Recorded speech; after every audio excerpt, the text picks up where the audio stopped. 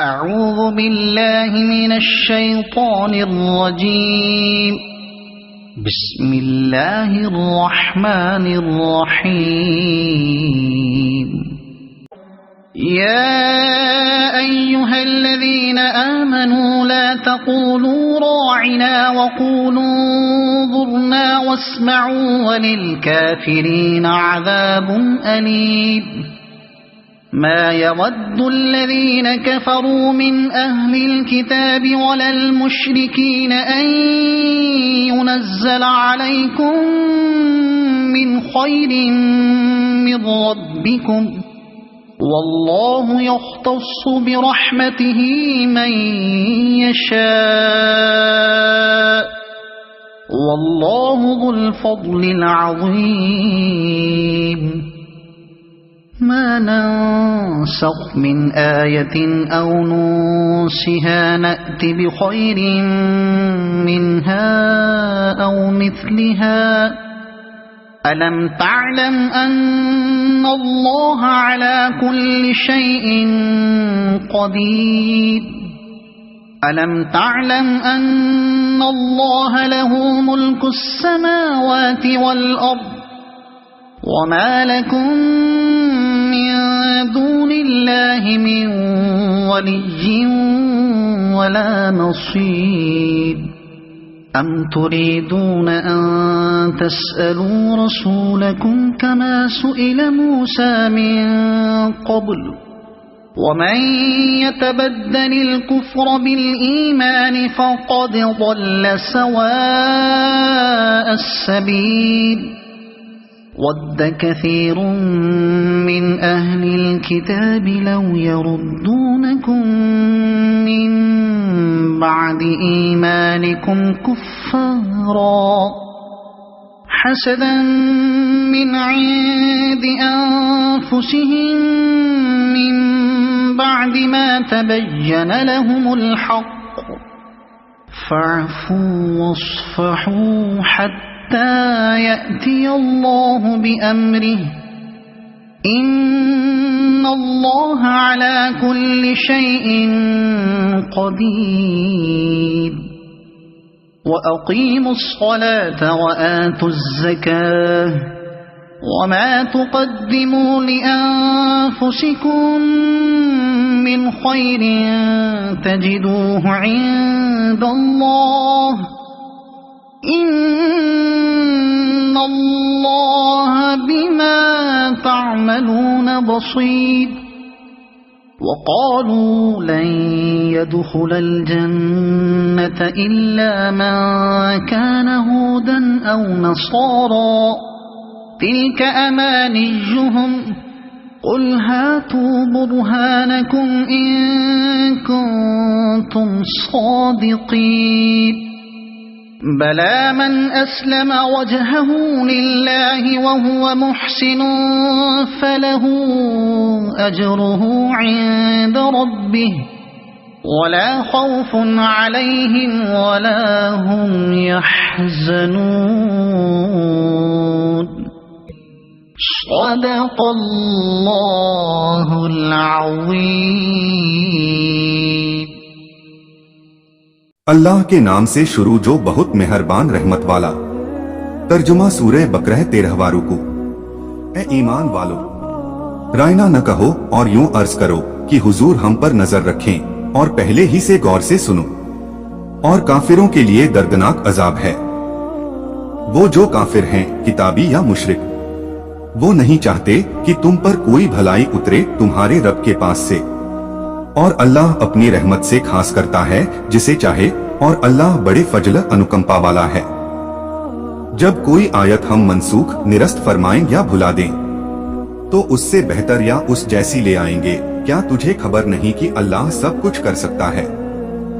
کیا تجھے خبر نہیں کہ اللہ ہی کے لیے ہے آسمانوں اور زمین کی بادشاہی، اور اللہ کے سوا تمہارا نہ کوئی حمایتی نہ مددگار؟ کیا یہ چاہتے ہو کہ اپنے رسول سے ویسا سوال کرو جو موسیٰ سے پہلے ہوا تھا، اور جو ایمان کے بدلے کفر لیں؟ وہ ٹھیک راستہ بہک گیا. بہت کتابیوں نے چاہا کاش تمہیں ایمان کے بعد کفر کی طرف پھیر دیں اپنے دلوں کی جلن سے. बाद इसके कि हक उन पर खूब जाहिर हो चुका है, तो तुम छोड़ो और दरगुजर क्षमा करो यहाँ तक कि अल्लाह अपना हुक्म लाए। बेशक अल्लाह हर चीज पर कादिर शक्तिमान है। और नमाज कायम रखो और ज़कात दो, और अपनी जानों के लिए जो भलाई आगे भेजोगे उसे अल्लाह के यहाँ पाओगे। बेशक अल्लाह तुम्हारे काम देख रहा है। और किताब वाले बोले, हरगिज जन्नत में न जाएगा मगर वह जो यहूदी या ईसाई हो। ये उनकी ख्याल बंदियां हैं, तुम फरमाओ लाओ अपनी दलील अगर सच्चे हो। हाँ क्यों नहीं, जिसने अपना मुंह झुकाया अल्लाह के लिए और वह नेकी करने वाला है तो उसका नेक उसके रब के पास है, और उन्हें न कुछ अंदेशा हो और न कुछ गम। तफसीर सूरह बकरह 13वां रुकू। जब हुजूर अक़दस सल्लल्लाहु अलैहि वसल्लम अपने सहाबा को कुछ बताते या सिखाते तो वो कभी कभी बीच में अर्ज किया करते, रायना या रसूल अल्लाह। इसके मानी ये थे कि या रसूल अल्लाह हमारे हाल की रियायत कीजिए, यानी अपनी बातों को समझने का मौका दीजिए। यहूदियों की जबान में यह कलिमा तौहीन का अर्थ रखता था। उन्होंने उस नियत से कहना शुरू किया। हजरत सदद बिन माज यहूदियों की बोली के जानकार थे। आपने एक दिन उनकी जबान से यह कलिमा सुनकर फरमाया, ए अल्लाह के दुश्मनों, तुम पर अल्लाह की लानत। अगर मैंने अब किसी की जबान से यह कलिमा सुना तो उसकी गर्दन मार दूंगा। यहूदिया ने कहा, हम पर तो आप गर्म होते हैं, मुसलमान भी तो यही कहते हैं। इस पर आप रंजीदा होकर अपने आका सल्लल्लाहु अलैहि वसल्लम की खिदमत में हाजिर हुए थे कि यह आयत उतरी जिसमें रायना कहने को मना कर दिया गया, और इस मतलब का दूसरा लफ्ज उन्जुरना कहने का हुक्म हुआ। इससे मालूम हुआ कि नबियों का आदर सत्कार और उनके समक्ष अदब की बात बोलना फर्ज है, और जिस बात में जरा सी भी हतक या तौहीन का संदेह हो उसे जबान पर लाना मना है। और पूरी तरह कान लगाकर ध्यान से सुनो ताकि यह अर्ज करने की जरूरत ही न रहे कि हुजूर तवज्जो फरमाएं, क्योंकि नबी के दरबार का यही अदब है। नबियों के दरबार में आदमी को अदब के ऊंचे रुतबों का लिहाज अनिवार्य है। लिल काफिरीन और काफिरों के लिए में इशारा है कि नबियों की शान में बेअदबी कुफ्रू है। यहूदियों की एक जमात मुसलमानों से दोस्ती और शुभेच्छा जाहिर करती थी। उसको झुटलाने के लिए यह आयत उतरी। मुसलमानों को बताया गया कि काफिर दोस्ती और शुभेच्छा के दावे में झूठे हैं। जुमल यानी काफिर अहले किताब और मुशरिकीन दोनों मुसलमानों से दुश्मनी और कटुता रखते हैं, और इस दुख में है कि उनके नबी मोहम्मद मुस्तफा सल्लल्लाहु अलैहि वसल्लम को पैगंबरी और वही देववाणी अता हुई, और मुसलमानों को यह बनी नेमत मिली। खाजिन कुरान करीम ने पिछली शरीयतों और पहली किताबों को मनसूख यानी स्थगित फरमाया तो काफिरों को बड़ी घबराहट हुई और उन्होंने इस पर ताना किया। तब यह आयत उतरी और बताया गया कि जो स्थगित हुआ वह भी अल्लाह की तरफ से था, और जिसने स्थगित किया यानी कुरान वह भी अल्लाह की तरफ से है। और स्थगित करने वाली चीज कभी स्थगित होने वाली चीज से ज्यादा आसान और नफा देने वाली होती है। अल्लाह की कुदरत पर ईमान रखने वाले को इसमें शक करने की कोई जगह नहीं है।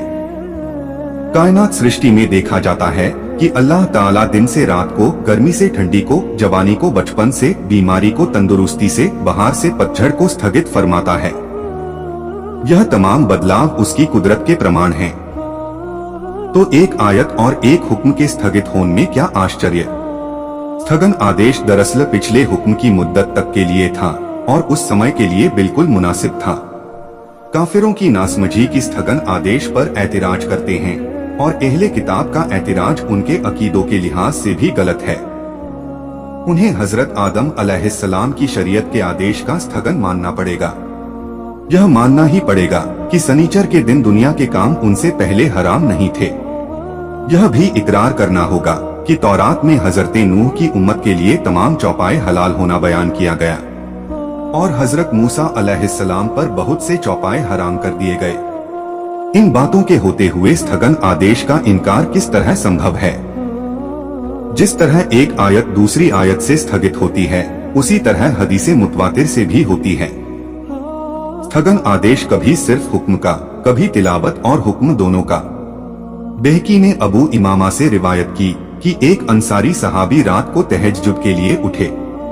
और सूरह फातिहा के बाद जो सूरत हमेशा पढ़ा करते थे उसे पढ़ना चाहा, लेकिन वह बिल्कुल याद न आई और बिस्मिल्लाह के सिवा कुछ न पढ़ सके। सुबह को दूसरे सहाबा से इसका जिक्र किया। उन हजरात ने फरमाया, हमारा भी यही हाल है। वह सूरत हमें भी याद थी और अब हमारी याददाश्त में भी न रही। सबने सैयदे आलम सल्लल्लाहु अलैहि वसल्लम की खिदमत में वाक़िया अर्ज किया। हुजूर ने फरमाया, आज रात वह सूरत उठा ली गई। उसका हुक्म और तिलावत दोनों स्थगित हुए। जिन कागजों पर वह लिखी हुई थी उन पर निशान तक बाकी न रहे।